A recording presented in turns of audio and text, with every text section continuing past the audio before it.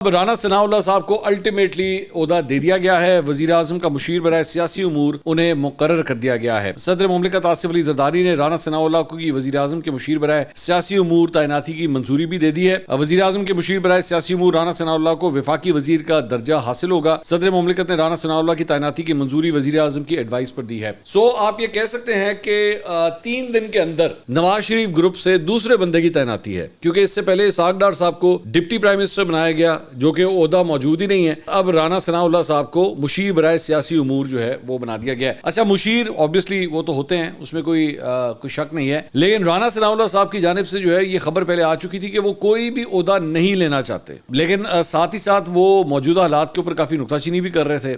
तो क्या बेसिकली ओहदा देने का मकसद ये है कि उनकी तरफ से आने वाली तनकीद जो है उससे बंद कर दिया जाए। लेकिन अब अगर आपने यहाँ पे ये ओहदा दे दिया है तो फिर बाकियों को भी एडजस्ट करना पड़ेगा।